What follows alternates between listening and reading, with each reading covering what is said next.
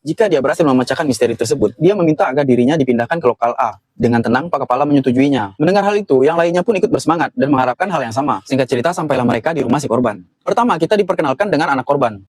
Dan korbannya di sini adalah seorang pria tampan yang berprofesi sebagai seorang komentator balapan.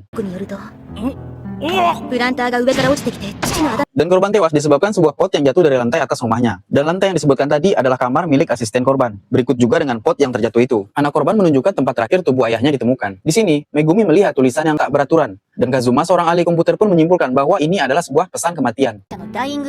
Berbekal komputer yang ia miliki, Kazuma pun berusaha memecahkan kode tersebut. Karena merasa terganggu, Kazuma pun menyuruh mereka bertiga untuk pergi. Dan tak ingin mengganggu, mereka bertiga pun pergi dan mencari bukti lainnya. Anak korban mengatakan bahwa ayahnya pernah bermasalah dengan asistennya perkara uang. Saat ditanya, dengan wajah kesal, asisten itu membenarkan karena uang yang dimaksud adalah royalti yang tidak ia terima dari kerja kerasnya. Q pun mengalihkan pertanyaan tentang pot yang menimpa kepala si korban. Q melihat jejak lama pot bunga itu dan terlihat seperti sengaja dipindahkan. Saat ditanya, asisten menjawab tidak tahu karena saat kejadian dirinya tidak berada di kontrakan. Selanjutnya adalah seorang pembalap dan si korban adalah manajernya. Megumi menanyakan, apa benar pembalap itu yang menemukan tubuh manajernya? Pembalap itu mengiyakan dan mengatakan karena pada hari itu ada jadwal pertemuan. Jadi dia datang untuk menjemput manajernya. Tapi saat dipanggil, tidak ada jawaban dari dalam. Jadi dia memaksa masuk dan mendapati manajernya sudah tergeletak di depan meja kerjanya. Dan sekarang dengan istri kedua dari korban. Tapi di sini hanya sang anak yang menjelaskan. Mereka berdua memang memiliki sedikit masalah, tapi tidak ada alasan untuk ibu tirinya melakukan kejahatan itu.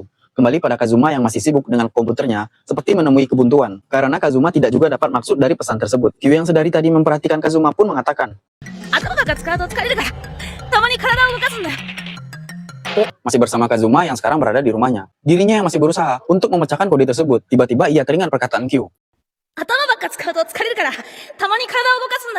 Kazuma pun hanya menekan-nekan dan mengulangi beberapa kali, persis seperti yang tertulis di komputer korban. Dan akhirnya, dengan nekat Kazuma pun pergi sendirian ke rumah korban. Sampai di sana, Kazuma mengatakan dengan tegas sambil menjelaskan. Ternyata pelakunya adalah istri korban bersama dengan si pembalap tersebut. Karena takut terbongkar, mereka berdua pun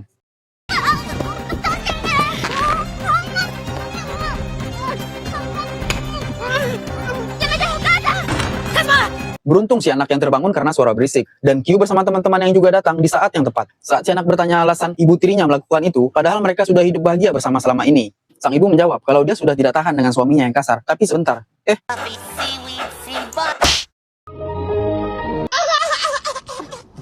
今まで溜まっていたものが一気に憎しみになって